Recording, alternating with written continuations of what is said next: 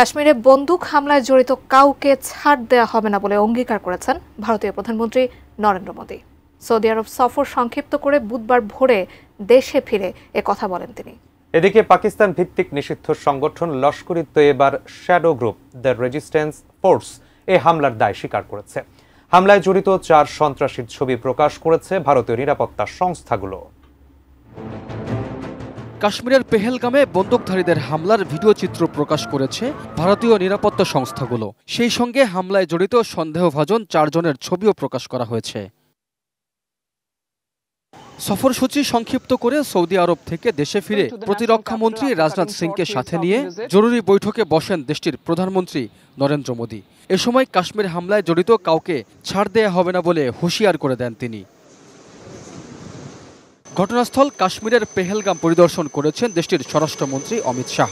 সন্ত্রাসী হামলার পর ব্যাপকভাবে বাড়ানো হয়েছে গোটা কাশ্মীরের নিরাপত্তা ব্যবস্থা। হামলায় জড়িত সন্দেহভাজনদের গ্রেপ্তারে জোর অভিযান চালানো হচ্ছে বলে জানিয়েছেন স্বরাষ্ট্রমন্ত্রী অমিত শাহ। পাকিস্তান ভিত্তিক নিষিদ্ধ সংগঠন লস্কর-ই-তৈয়বার shadow group the resistance force এই হামলার দায় স্বীকার করে বিবৃতি দিয়েছে। তবে সরকারের পক্ষ থেকে ছবি প্রকাশ করা হলেও হামলাকারীর পরিচয় নিয়ে কোনো আনুষ্ঠানিক ঘোষণা আসেনি। এ ঘটনার সঙ্গে কোনো ধরনের সম্পৃক্ততার কথা অস্বীকার করেছে পাকিস্তান। পর্যটকদের ওপর এই হামলার ঘটনায় নিন্দা ও সমবেদনা জানিয়েছেন বিশ্ব নেতারা। মার্কিন প্রেসিডেন্ট ডোনাল্ড ট্রাম্প নিজের মালিকানাধীন সামাজিক যোগাযোগ মাধ্যম ট্রুথ সোশ্যালে এক সমবেদনা জানিয়ে বলেন, সন্ত্রাসবাদের বিরুদ্ধে লড়াইয়ে যুক্তরাষ্ট্র বলিষ্ঠভাবে ভারতের পাশে রয়েছে। এ ঘটনায় নিন্দা জানিয়েছেন রাশিয়ার প্রেসিডেন্ট ভ্লাদিমির পুতিনও।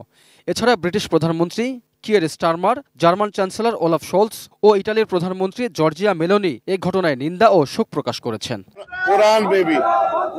1947 সালে বিভাজনের পর থেকেই কাশ্মীরের মালিকানা নিয়ে বারবার সংঘর্ষ, রক্তপাত আর কূটনৈতিক টানাপোড়েনে জড়িয়েছে ভারত ও পাকিস্তান। দুদেশের এই দ্বন্দ্বে অঞ্চলটিতে জন্ম নিয়েছে একের পর এক বিদ্রোহী গোষ্ঠী।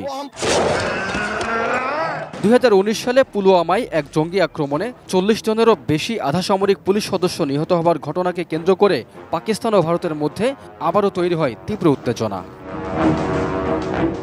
Raihan Munshi, desk report, ATN news.